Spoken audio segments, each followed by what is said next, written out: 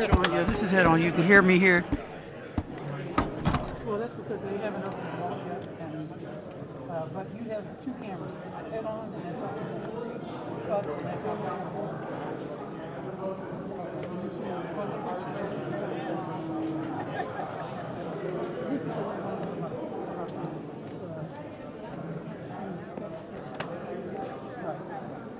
All right, perfect. All right, good. And then before, wait, on the cuts, okay, that's Nancy's question, Mike, and I'm not over there. That's all right. Bye.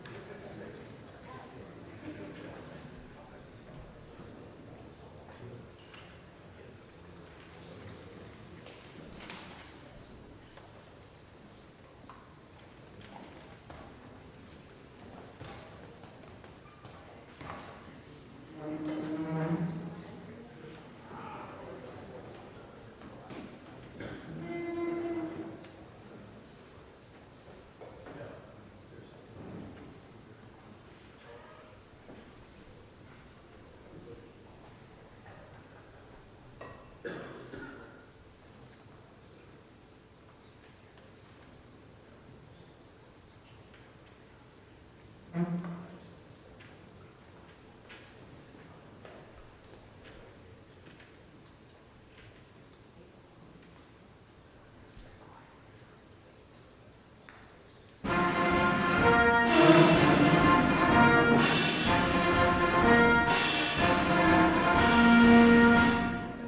and gentlemen, the President of the United States, Donald J. Trump.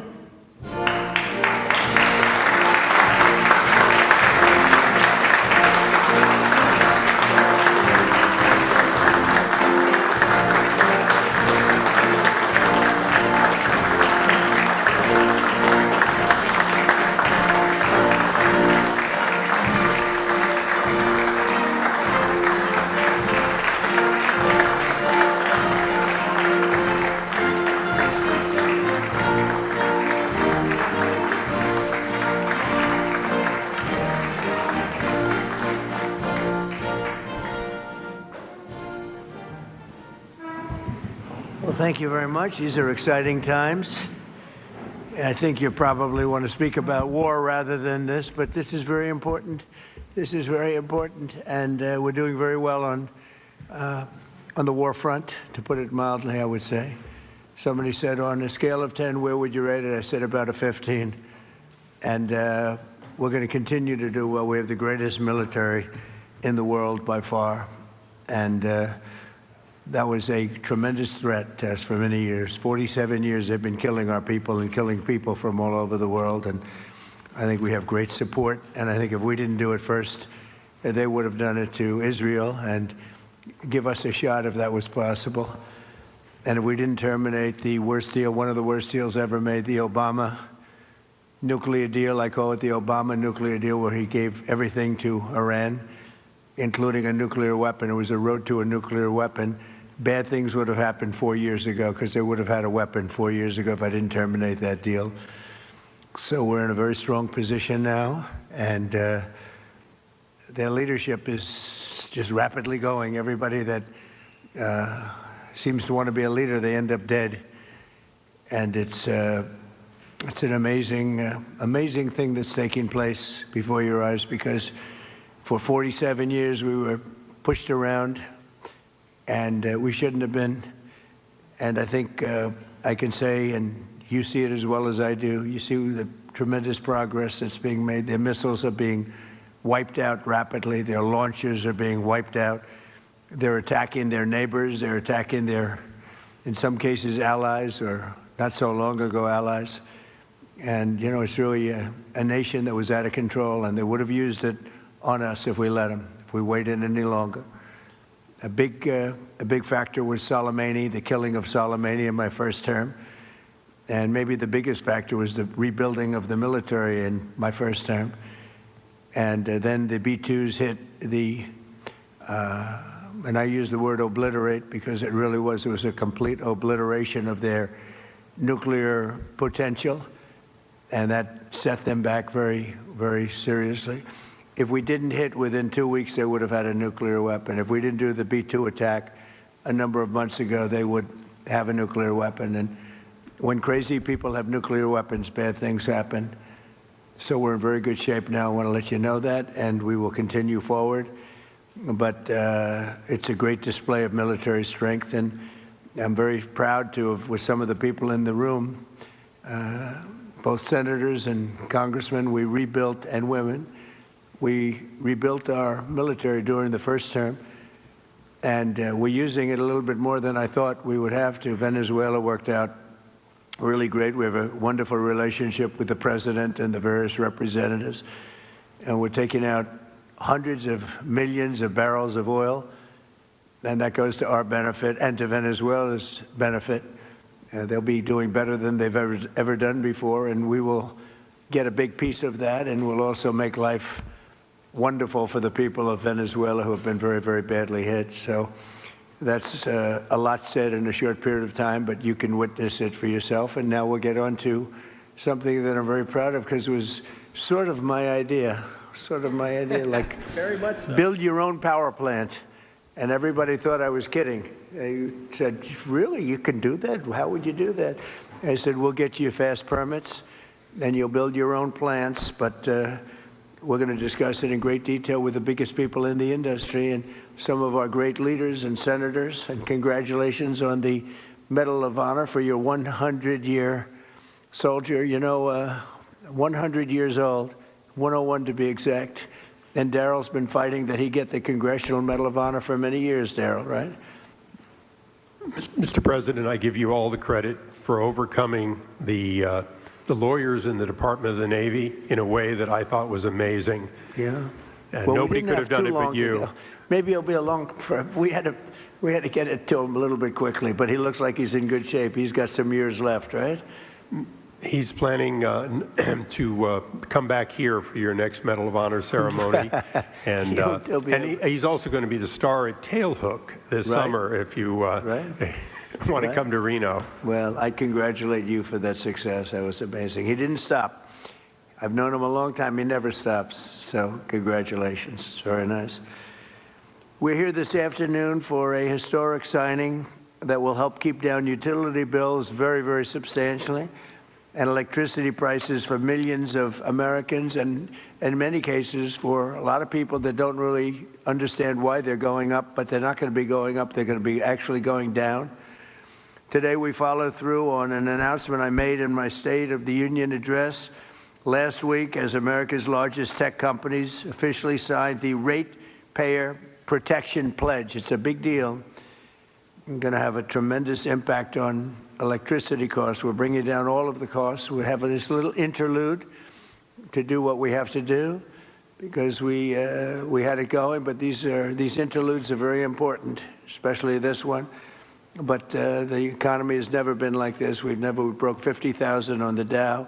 People thought we wouldn't do that within the first 4 years. We did it in the first year. And we brought 7 on the S&P, 7,000 on the S&P. They said that's even less likely to happen. And we did that too, all within the first year. Under this new agreement, big tech companies are committing to fully cover the cost of increased electricity production required for AI data centers, and that would be prices for American communities will not go up, but in many cases will actually come down and very substantially. Because, you know, the data centers, and you people are so big, you're the biggest in the world, but they've developed a little bit of a bad public, they need some PR help. Because people think that if a data center goes in, their electricity prices are going to go up, and that's not happening. It's not going to happen. And for the areas where it did happen, it won't happen anymore because they never had this alternative. It's actually going to mean the prices come down. You're going to see how badly they want. Some centers were rejected by communities for that, and now I think it's going to be just the opposite. This means that the tech companies and the data centers will be able to get the electricity they need, all without driving up electricity costs for consumers. This is a historic win for countless American families and will also make our electricity grid stronger and more resilient than ever before. So that's part of it. It's going to be strengthened up, and they're going to be getting a lot of excess electricity from the data centers where they build their own plants. They're going to be creating their own electricity. We're pleased to be joined today by Speaker Mike Johnson, who's got a difficult job, but he does it as easy as anybody I've ever seen do that job. It's never easy when you have a majority of 2, or sometimes less. I was going to say, sometimes less, but he's amazing. And Energy Secretary Chris Wright, who's worked so hard, and Senators Katie Britt, Bernie Moreno, John Husted. Thank you, everybody. Really great. Thanks, Katie. Representative Darrell Issa and Derek Van Orden. Thank you both. And Derek, thank you. Nice to see you. OSTP Director Michael Kratsios, AI and crypto czar David Sachs, as well as the commissioners of the Federal Energy Regulation and Regulatory Commission, and an audience. In the audience, you have Laura Sweat, David Rosner, Lindsay C., and Judy Chang, all very well-known people, especially in this group of geniuses. We have a lot of geniuses here, and a lot of geniuses that are also very strong people representing labor. We love labor. We love these guys. I also want to recognize the industry leaders here to sign the pledge, and this is a pledge that's going to be a very important pledge to the country and to their companies also. They benefit also very substantially, including President of Google, Ruth Porat. That's a good company. Where's Ruth? That's big stuff. Google, that's it. You know, it used to be U.S. Steel and things like that. Now it's Google and other places. President of Meta, Dina Powell, who was with me. Dina Powell was with me for a long time, and I called up Mark and I said, congratulations, that was a good hire, right? That was a good hire. She's fantastic, and her husband is fantastic. He's a great senator, and he ran in a place called Pennsylvania, and he ran against somebody that was very tough to win. It was very, very tough to win, and he won pretty easily, actually. People were shocked. I wasn't, you and I weren't surprised, were we? But he's a spectacular man. President of Microsoft, Brad Smith. Thank you, Brad. It's good to see you. Microsoft is unbelievable. COO of OpenAI, Brad Lightcap. Brad, where are you, Brad? Brad, you're so young. Look at how young.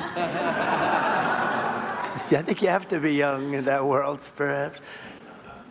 Thank you, Brad. CEO of Amazon Web Services, Matt Garman. Matt, thank you, Matt. Very well. Say hello to my friend, right? Doing a good job. CEO of Oracle, Clay Mooskwerk. Mooskwerk. Is that fairly good? I don't know. I'm not sure. I usually don't, I just go right over it and I say, Mooskwerk. But how are you? Thank you very much. Appreciate it. I give you a hard job. It's a hard name. You did good. You did well for the difficulty of that name. That's right. I think so. Thank you very much. And Gwen Shortwell, of XAI, another real leader. Thank you very much. Thank you. Thank you very much. Appreciate it. And say hello, right, to a special person. The last administration, their allies in Congress gave us the worst inflation in, I say, the history of our country, but they say 48 years. So I'll take either one. It doesn't matter. The press gets very upset when I say in the history of our country. They get very angry about it, actually. They say it was only 48 years.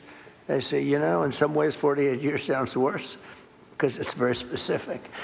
But it sounds a little worse. But either way, take either one. And the ruinous energy policies were a big reason why many working families' utility bills increased more than 30% during the Biden administration, the worst administration in the history of our country. That's why on day one I declared a national energy emergency. We had no choice but to do that, and signed an executive order to dramatically accelerate construction of new energy infrastructure, which we are doing at record numbers, and we're rapidly bringing down those costs, very rapidly. We inherited a mess. I say it all the time. We inherited a total mess, and in many cases we fixed it, but we're fixing it, and we'll always be fixing it. We're going to make it better and better and better. Many Americans are still concerned that the massive energy demand from AI data centers could drive up their electricity bills in the future, and we understand that. By 2035, energy demand is expected to more than triple. Can you believe it? A lot of it is AI, and it's also all these big plants that are being built all over the country. They're coming in from Canada and Mexico, from Germany, from Japan, from South Korea. They're all coming here to build cars again. You know, we lost 54% of our car industry because we had presidents that, honestly, on trade and business, they didn't know what the hell they were doing. I could say the same thing for the chip industry. We lost the chip industry, but it's all coming back. You could have stopped it so easy. All you would have had to do is put a charge or a tariff on. If you wanted to leave the United States, that's fine. You can go to Taiwan or anywhere you want, but if you're going to make your product and sell it back in here, you're going to pay 100% or 200 or 300% tariff, and nobody would have ever left, but they missed that opportunity. But it's not going to matter now because it's all coming. They're all coming back. By 2035, energy demand is expected to more than triple. Under the Ratepayer Protection Pledge, we're signing today. The big tech companies are making 5 important commitments to keep utility prices down for American consumers. First, these companies are committing to provide or pay for all power generation and electricity needed for their AI projects, which is massive. And where possible, they'll add capacity to the grid by building new power stations. So they're going to be making their own electricity. They're not going to be taking from the grid, and they will actually probably, based on what I'm seeing, they're building overcapacity, and they'll be able to sell that overcapacity at very low prices into the grid. In addition to that, we're fixing the grid. Now, if we didn't do this, this was, I believe, I don't know, nobody's going to challenge you, won't challenge me. I think this was my idea. I said, wait a minute, we can't, when I first got involved with AI, they said, we will need triple the energy. Think of this, triple the energy of what we have now. Some people said double. I said, whether it's double or triple, that's crazy. And that was just for AI. It is incredible. And when you see the buildings we're talking about, you start to understand it. But unless you saw buildings that go for miles, buildings that are so big, buildings that cost $60 billion. I said, you mean $60 million? When I first got involved, they said, we're building a $60 billion building. I said, you mean 60 million? 60 million is a big building. It's not that big, but it's pretty big nowadays. They said, no, no, sir, we're going to spend 60 billion. But now it's like 100 billion and 150 billion.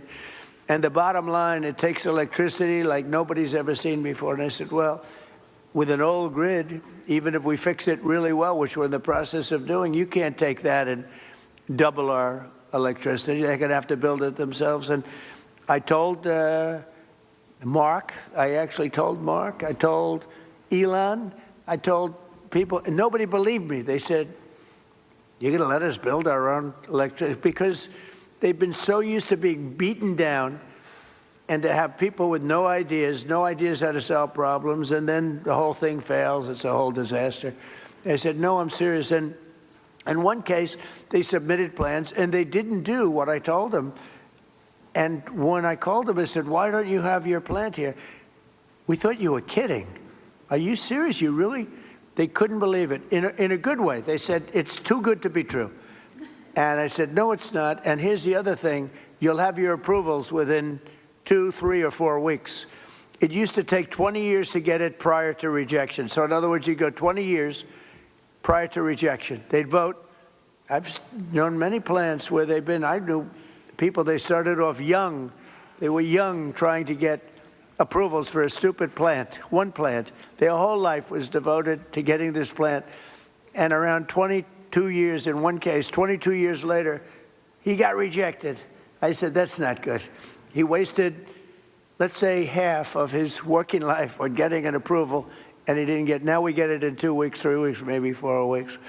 When I came in originally in my first term, we had 2 big LNG plants in Louisiana. They were in the 14th year of getting approvals, and they had just been rejected. And I got involved. They were tremendous plants. They're up now. They're working beautifully. They built the 3rd one. They're magnificent. I mean, if you like pipes, this is a plant. The whole thing is, you look inside, all it is pipes. I've never seen anything quite like it.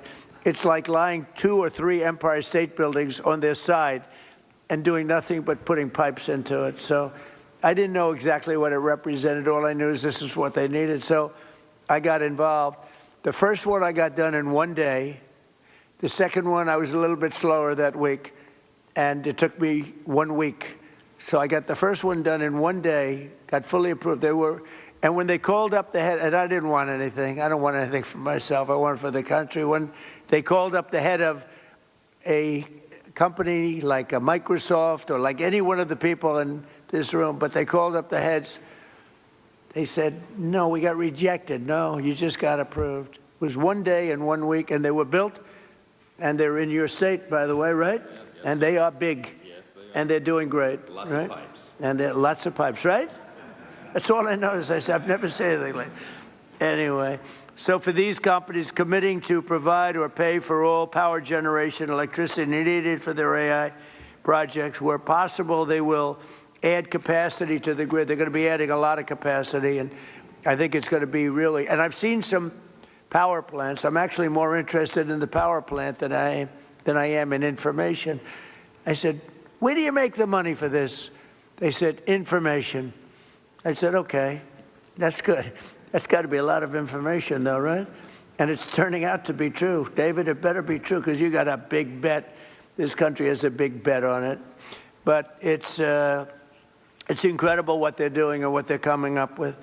Second, they'll cover the costs of upgrading existing power delivery infrastructure and their energy demand as it requires further investment. So they'll be upgrading existing power delivery infrastructure. They will, third, negotiate separate rate structures with utilities to clearly and cleanly assign them to the costs of new capacity investments and commit to paying even if they do not end up using all of that electricity. They're going to make a commitment. So we're going to have a situation where you're not going to have increased electric bills for homes that are in the area or even outside of the area. And fourth, they'll invest in the local communities where they build and operate, provide workforce development and jobs for skilled Americans like those with us today. We have great skilled people, electricians, engineers, HVAC technicians, server and network technicians, power plant workers, plumbers, welders, and many others, all people that I've hired. All my life I've been hiring you guys, and you've done a great job. I built a lot of buildings, a lot of good ones.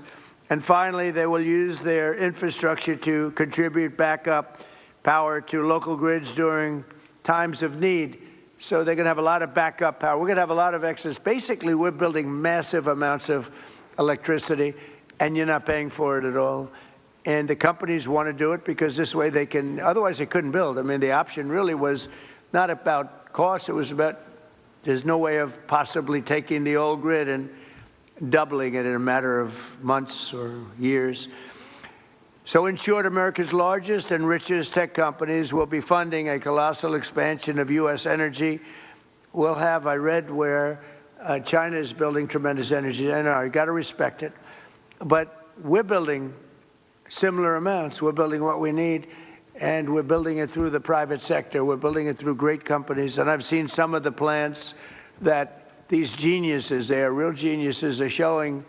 And I say, wow, that's really great. You're really doing things in terms of technology with electricity that, frankly, the standard, wonderful power companies probably aren't going to be getting there. Maybe as you build them, they'll be start. But some of the plants that I've seen, Dina, are absolutely unbelievable.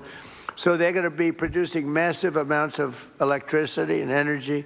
The grid, so the American consumers aren't going to have to even think about it, and your electric costs are going to be going down.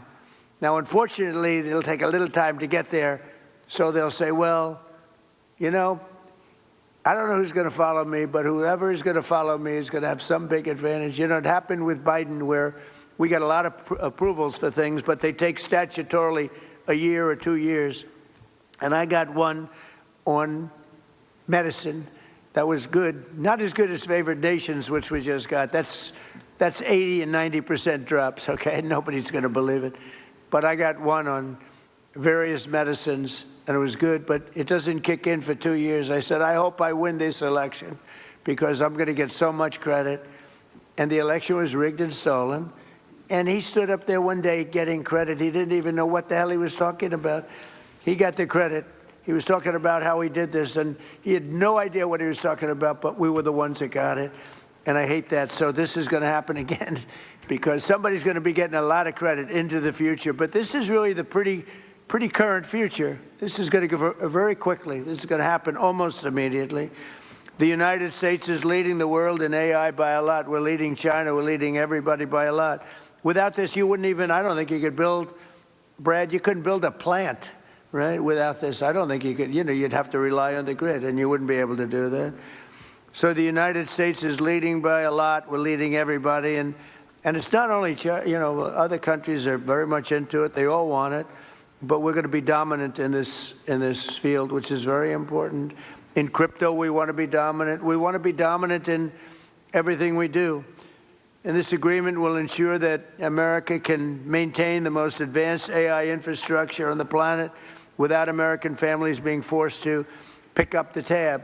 And that's why the early ones, they hook up to the electric utilities and they can't produce the kind of numbers electric-wise that they want, and they end up raising the rates. It's not going to happen anymore, and now it's going to go the opposite way. They'll make a lot of money, and electric rates, we actually think they're not going to stay. I think they're going to actually, Chris, they're going to actually come down. So your electric bills will actually come down. It'll take a little while, but not long. So this new strategy, never tried before in any country, will pave the way for continued American dominance in energy and technology working together. So you're going to have great energy sources because you're going to build them yourself, and if they're not good, you'll make them a little bit bigger and better, right? But again, a lot of people, it took me 6 months to convince people that I was serious about this, and we have a very big key to what we're doing is Lee Zeldin. He's in charge of the Environmental Department and Energy. And the job he's done is incredible, getting you fast approvals. So some of the plants are starting and they're coming in. I say, Lee, 2 weeks for natural gas. Don't worry about wind. Forget it. It's worthless. You don't get approvals for wind. We don't do wind in this because it's a loser. Except for China, they make all the windmills. You know, China makes all the windmills. The only problem is they don't have wind farms. You ever think somebody's going to have to look at that? How many wind farms have you seen lately in China? They make the windmills, they sell them to the suckers over in Europe. Europe is buying them by the thousands. And I told them for 3 years, this is not going to work out well. And now they're saying I was right. But I say, natural gas, clean, beautiful coal. You know, we don't ever say in the Trump administration, you're not allowed to use the word coal unless you precede it by saying clean, beautiful. And Chris made a beautiful speech about 3 weeks ago, and he took me very, very seriously. And every time it was about coal, and every time he mentioned coal, it'd say, clean, beautiful coal, clean, beautiful coal, clean, beautiful. I said, Chris, easy. It sort of stepped in the speech a little bit. It was a little much, but we got the point across. That coal is clean and beautiful. Well, look, it's so many of the nations that are working are using coal, and you can do things with coal today that are incredible in terms of the environment and in terms of cleanliness. But I said 2 weeks for oil and gas, coal, and for nuclear power plant, maybe take 2 or 3 weeks. You can add on an extra week. But Lee Zeldin has done an amazing job in getting you all of the permits that you need, because normally that would take many, many years. And they're already building the plants. They're being built all over the country, and they are incredible. So with that, I'll introduce Chris Wright, who's we were lucky to get him. Doug Burgum convinced me he was the best guy. I wanted Doug Burgum for his position, and because I'm very impressed with Doug. He's doing a fantastic job. He said, there's somebody that's better than me on energy. I said, oh, a guy named Chris Wright. He said, biggest in the industry. He's the smartest. He's the best. I say, really? He's better than you? And Doug has a very big ego, so for him to say that was not easy. But I met Chris, and it was sort of love at first sight. He has done some job, and so has Doug. We gave him interior where they have all the oil, and we gave him energy where they take it, right? So we sort of did a friendly merger without going through Congress, because if we went through Congress, it would never get done unless the Speaker wanted to get it done, in which case it would be all right. So, Chris, you could say a few words, please. You bet. First of all, thank you all for being here today. The reason we're here and the things that are going to happen are because of the people in this room. I want to thank you, Mr. President, for your leadership. Very early on, I mean, first week, I'm in my new job. I haven't had a boss in 40 years, and I'm in the Oval Office adjusting to this. And the president says to me 2 things very clearly. He says, number one, we have to lead in AI. We have to lead. This is a transformative technology. America must lead in AI. And the old energy policies that were going on would not lead in AI. We need to lead in AI. Number 2, the government's a bureaucracy. It's always in the way of things. It's been in the way of AI. We've got to run the government like a business. The businesses who want to invest are our partners, and get them here right away, and we've got to work with those partners. And boy, we have 7 incredible leaders in the room today. We're going to win in AI and we're going to stop the rise in electricity prices because of the 7 leaders that are sitting around this table. The president said you're going to work with them like business leaders. Ultimately, this is not a negotiation where one side wins and one side loses. We have the same interests. The interest of the businesses is to be embraced by the communities so they can build and develop data centers in their communities. Those data centers that are developed there are going to bring jobs and opportunities for people. They're going to have us lead in artificial intelligence, critical for our economy, critical for our national defense, and critical for our security. The nation that leads in AI will be the military superpower. That has been and must remain the United States of America. But this is a pivot and this is a transformation. And it's the bold leadership of the president and the bold long-term vision of the business leaders that I am very proud to call partners and friends around this table that have invested that money, that have developed those technologies, that are willing to invest those dollars, and are also willing to fix the biggest problem. We had 30% electricity price rises during the Biden administration, and we shrunk our amount of available dispatchable electricity. That is a train wreck waiting to happen, and the president recognized from the start, we have to lead in AI and we have to stop electricity price rise, and those are not in contradiction. These companies are smart, they're powerful, they're strong, they can build power, partner with them. And that's exactly, all of them embraced it, all of them have spent money to these noble causes. And as we heard, a number of states that have partnered with the people on this table have announced multi-year rate freezes. Indiana's the leader now and the first one filing for a rate reduction. But it is the partnership of these companies and a business focused on government, focused on the American people, that is the transformation. But I could not be more proud to be here. I've got to thank also our FERC commissioners that are here. FERC is a noble regulatory agency that just got bureaucratic and lived in a different time and a different age. We need to make things happen fast. Could they stand up? Yes, can all the FERC commissioners stand up? Because, you know, they're the most powerful people in the country. And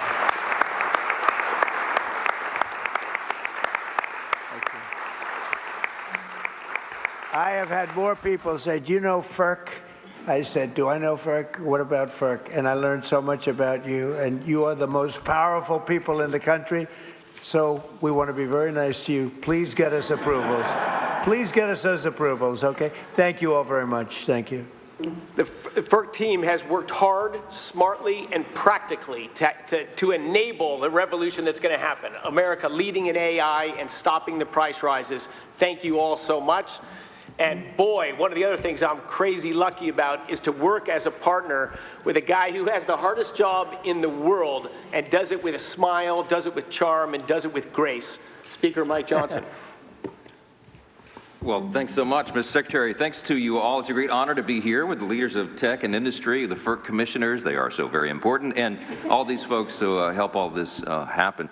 Look, only President Trump has the gravitas to be able to assemble the leaders of all these great companies in one room, and also to conceive of an idea like the Ratepayer Protection Pledge. This is an idea whose time has come. I think it's going to be so well received around the country because, let's be honest about it, there are concerns that people have had. There's a lot of misinformation out there, Mr. Secretary, about the rise in energy demand and what that's going to mean for our communities. So it is so meaningful to have leaders, the titans, to come in and say, everybody be calm. This is going to be great. It's actually going to be better going forward. Not only is America going to stay on top and lead and be the strong superpower that we are, we're going to continue to lead on AI. We're going to continue to make the communities better. I'm in the state of Louisiana. A lot of this is happening in Louisiana, Mr. President. It's not just a bunch of beautiful pipes. It's also data centers. And Meta's doing a big one. And, of course, Amazon's working in Louisiana, and Stack, and so many of the other companies.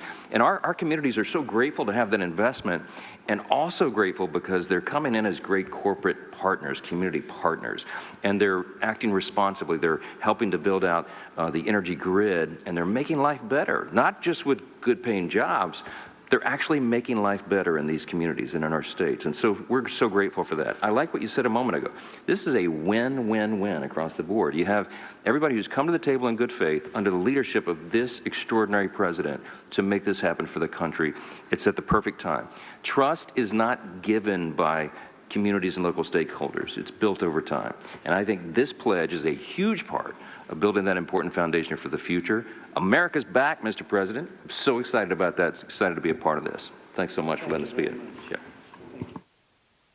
I think we'll go with John. Is that all right? John Houston? Thank you, Mr. President. In places like Ohio, this is a very, very big deal. I know that you know well that if we want to have economic dominance and national security dominance, we need to have technological dominance. And AI and data centers are a big piece of that. And I know that the American people want to win. They want to win this just like you do. We want to be superior to our challengers like China. We want to have AI dominance because that helps give our military, our manufacturing, everybody across the country needs AI dominance if America wants to win. And I know that you're the leader of the America First agenda. You want America to win, but so do the people in places like Ohio, but they're concerned about energy prices, right? They know that they like those folks out there, the construction trades that build these, the plumbers, pipe fitters, HVAC, electricians, the people that build the power plants, the laborers, the boilermakers. Like, these are working people in places like Ohio that do amazing work to build the data centers, to build the power plants, but people just are worried about their energy prices. And what you're offering today with this roundtable with the Ratepayer Protection Pledge, Mr. President, is great leadership because this solves the problem that people were worried about. And as the data centers build new power plants, it leads to energy stability, affordable, reliable electricity for American ratepayers, helping them win the affordability battle that you're leading on behalf of this great team that you've assembled. And I just want to say thank you for your leadership on this. Thank you very much, John. And I hear you're doing very well in your race. He's running for a very important seat in a great state that I like a lot. It's always been good to me, and it's going to be good to you, and it has been good to you. So good luck with that. Okay? Thank you, Mr. President. You're going to do good. Michael, please. Thank you so much, Mr. President. You have been talking about this issue beginning as early as the campaign. In July, when we released the AI Action Plan, this was a focal point of the speech you gave. Talked about it again at the State of the Union. So this is a culmination of this idea that you've been working on for quite some time. And the key to all of this is that American AI leadership should never come at the cost of hardworking Americans' ability to pay their electricity bills. And frontier AI that all of these great companies work on every day, along with the data centers that underlie them, are going to accelerate scientific discovery. They're going to unlock economic efficiencies. They're going to enable entire new industries to support the prosperity of all Americans. And to continue to lead in AI, these great companies need to make new data centers. We need new fabrication capacity. We need new manufacturing facilities, and we need new power plants to be able to do all this great work. And today, through this pledge, we are challenging all these companies to think bigger when it comes to data center construction by identifying ways that we can drive down the overall electricity cost, to ultimately strengthen grid resilience, and to create more American jobs in the communities that choose to build all of these data centers. By signing this pledge, all these companies here are making themselves accountable to you, Mr. President, and to the American people as they strengthen their commitment to benefiting the communities in which they build and they operate. We as an administration are using every tool at our disposal to ensure that the U.S. can build and maintain the largest, most powerful, and most advanced AI infrastructure anywhere on the planet. And today we recognize that building the future requires massive amounts of reliable energy. And I'm grateful to you, Mr. President, for acting so decisively to ensure that the growing demands of energy that we have are never passed to the American households. Thank you. Thank you very much. Dina? Thank you, Mr. President. It's such an honor to be with you today. I also want to thank your outstanding team for partnering with us. You know, it's been remarkable to watch this transformational moment and you positioning America to lead. Our country has had very big transformational movements before, whether it was coming together, World War II, or the Industrial Revolution. But this is different. The next 3 years, in many ways, sir, are the whole game. And those 3 years, while you are president, you have positioned us to win. You have not only made sure that energy dominance is a key to how we will succeed in the compute needs we need, but you've also done something very important. You've made us all know that it's not about the products, it's about the people. And at Meta, we are so proud of the jobs that we are creating, whether it is in Louisiana or in Ohio. So proud that it's not just extraordinary engineers, it is pipe fitters, it is welders, it is electricians. And I'm particularly proud today to announce that partnering with Senator Moreno and Senator Husted, we have launched a pilot in Ohio to train fiber technicians, some who are in this audience actually today, a very important skill set needed to build data centers. This 4-week program is a new curriculum. When you graduate, you have a license to be a fiber technician and a guaranteed job with Meta. We are also extremely proud to sign the ratepayer pledge today. Also, in Louisiana, as the speaker just said, we have been able to lower the costs of so many Louisiana payers, energy payers, an estimated $650 million over 15 years. So we are proud to say today that we want to fully cover the cost of the energy that we use in our data centers, create jobs and opportunity, but more than anything, sir, we are really proud that we're going to look back and have had the privilege to work with you and know that America won at such a critical time and that we did it really working with the American worker and so many others. So thank you, sir. Proud to be here with you. So nice. Thank you very much. I also want to say, sir, I forgot to say it, you know, it was 10 years ago, way before we were talking about AI, that you said there is honor and dignity in plumbers and in workforce skills training, and you asked Ivanka, as you know, to chair that. 10 years later, we could not have imagined how much we needed all of those jobs and those programs, and you marshaled the entire government to do it. That is having an impact in cities across the country. So thank you very much. Thank you very much. Thank you, sir. Ruth, please. Thank you, Mr. President. Google is grateful for all that you and your administration are doing to secure America's continued leadership in AI. And to your point, it must be powered by abundant and affordable energy if it is to benefit all Americans. I'm pleased to be here to underscore Google's support for the Ratepayer Protection Pledge. We're committed to assist in all of your work to support American households, American businesses in this exceptional era of innovation. So 4 brief points how we will deliver on this for Americans. First, adding to energy capacity. Consistent with your call to build, bring, or buy energy, we will meaningfully invest across America to bring new energy online, as you have stressed so frequently, to deliver the self-sufficiency that is core to this pledge. In Texas alone, we've contracted to add more than 7,800 megawatts of net new energy generation and capacity to the grid as we grow our data center footprint. And very much to your point, we're committed to continuing to invest to add capacity where we build. And to that end, we will very shortly close on an acquisition of Intersect Power, which is going to enable us to build data centers right next to those new additional power generation capabilities where possible. Second, to protect American ratepayers, we're committed not only to pay for 100% of the energy we use, but very importantly, the infrastructure to support that growth, whether or not we end up using that energy. And I think one example that brings that to life, I recently had the privilege of being in Arkansas with Governor Sanders, and our energy partner there, Entergy, announced that Google's investment covers the full energy costs associated with powering our data center, which contributes more than $1 billion back to Arkansas customers to reduce their electricity costs. I think this is precisely what you were saying we need to do more of, and we're committed to doing that. Third, I get very excited about the topic of workforce development, very much to your point, and the important topic of job creation. Every one job that we create in a Google data center gives rise to an additional 9 jobs in the communities in which we are building that data center. Those are high-skilled construction jobs, electrician jobs, represented by so many of the amazing people here today. It's also jobs across the community, in schools, in restaurants, with small businesses. And we announced, in fact, last week that we're providing free AI professional training for all small businesses across America.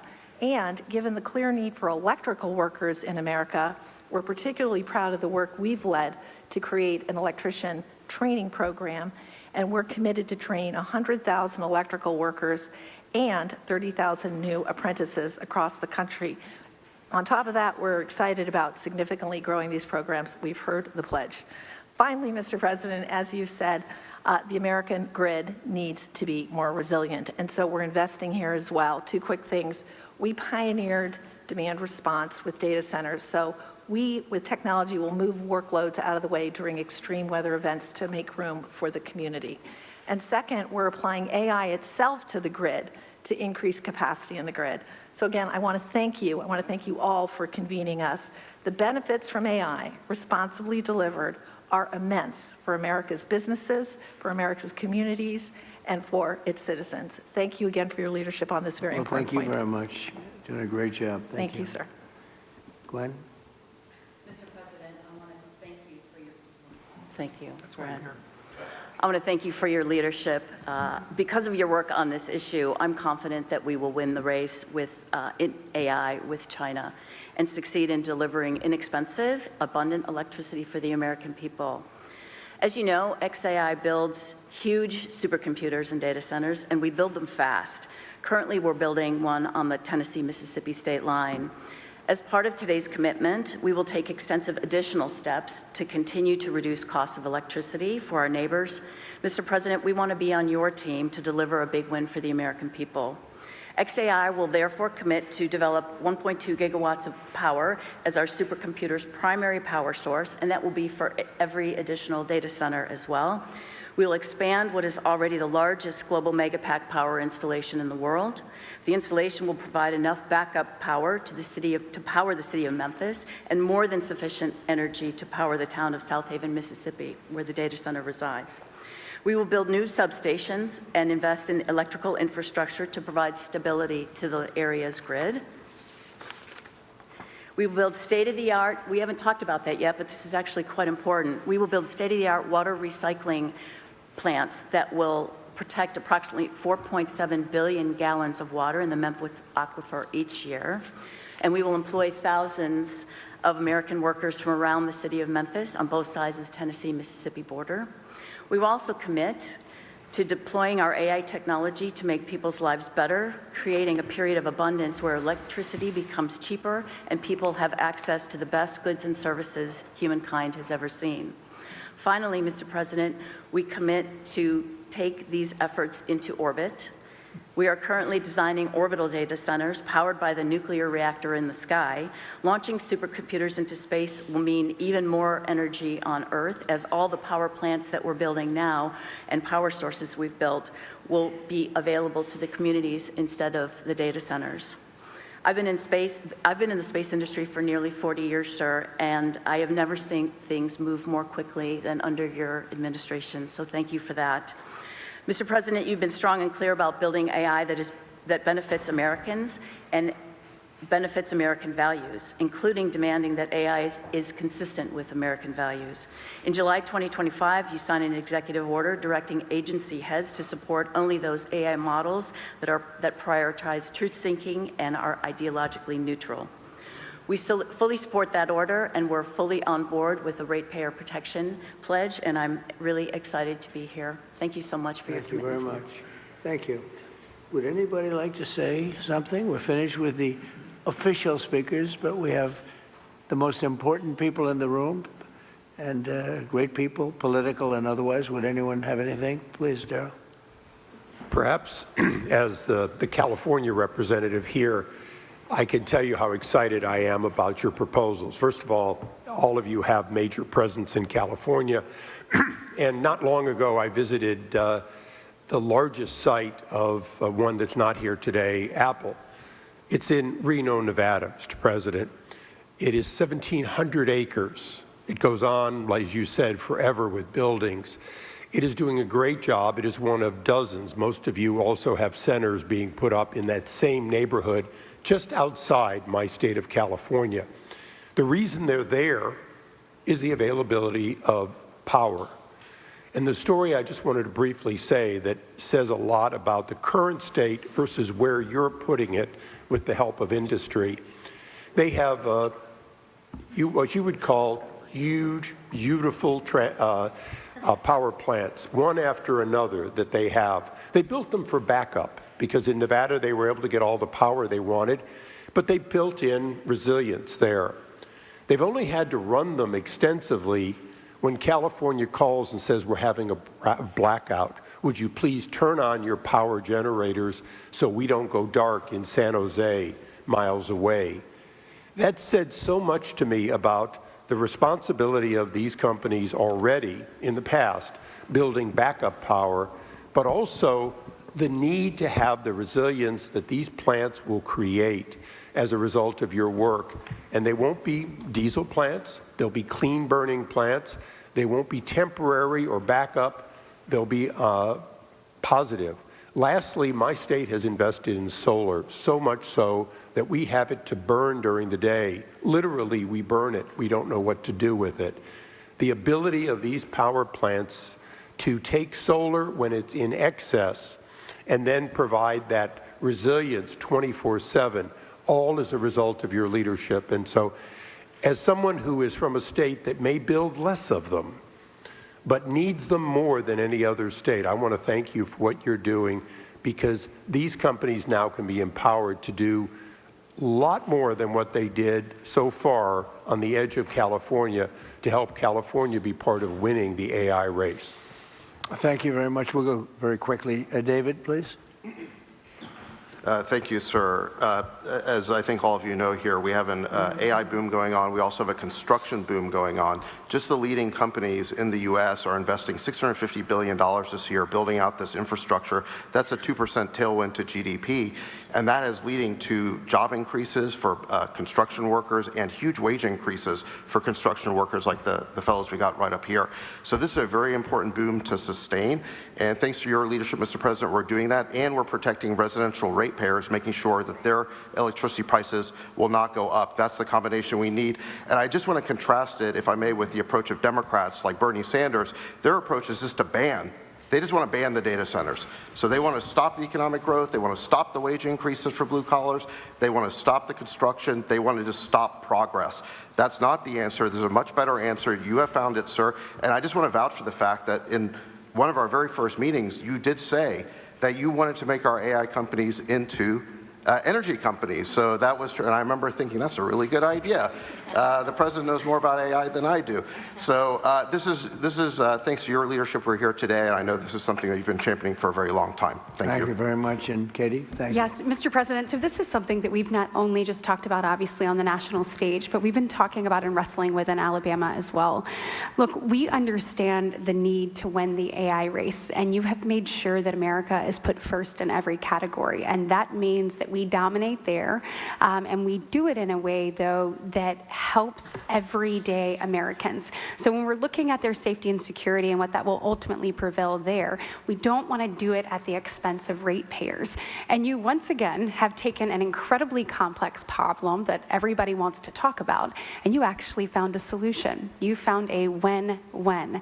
We're not only going to win the AI race as a result of what you're doing today, but you have said to every American, to every Alabamian, I see you. And we're going to make sure that your energy cost not only does not go up as a result, but you even said today with the added capacity that it's actually going to go down. In addition to all of that, just want to say thank you to you for being willing to be good community partners.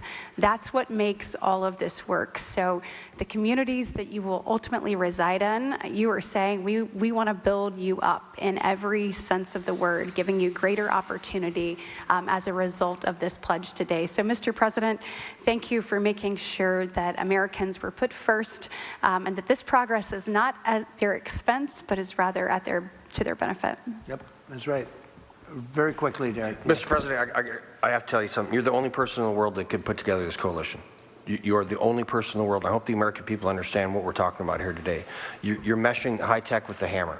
You're putting these guys with the hard hats with the 100-pound brain nerds, and that's gonna be the future. Sorry, I love you guys. And so, Mr. President, the thing that the American people need to understand is that you're not thinking about an election cycle, you're thinking about the next generation. And what you're doing today by having this coalition of people is making sure that the future generations, our children, are not going to have to be concerned about losing a war. And that means so much, especially in this time now. If people really take a step back and appreciate this is actual visionary leadership, and it's going to take care long before or long after we're all gone, sir. Your efforts today are going to make America great into the foreseeable future. So thank you so much. Thank you, Derek. You're doing a great job. Bernie, I think you're okay. You want to say something really fast, Bernie? Thank you. He gets my vote. He gets my vote. I have to go back and look at the war. You know, we have a lot of things happening. Thank you, Bernie. You're doing a great job. Please. This is Will Scharf. Go ahead, Will. You have anything to say? I think it's been pretty comprehensively covered by all the speakers you've had today, sir, but you're going to be signing a proclamation announcing the Ratepayer Protection Pledge. This is going to ensure American AI dominance in the years ahead, while also ensuring that American ratepayers, ordinary Americans paying their electric bills, aren't paying anything more. And along with the proclamation that you're signing, each of the CEOs and industry representatives that we have present here will be signing an actual copy of the Ratepayer Protection Pledge, committing them to your vision for this industry going forward. Pretty good, right? And let me say to the press, thank you so much for being here. It was fantastic. After the pledges are signed, if we can have you move out of the room as quickly as you can so we can do a little bit of business. But thank you for being here at this thing. And as you heard, the summary of the Trump agenda is lower prices, higher wages. Okay, you got it done.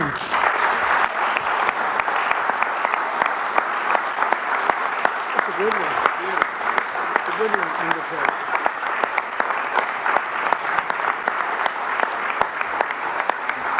Thank you very much. Thank you. Thank you, press.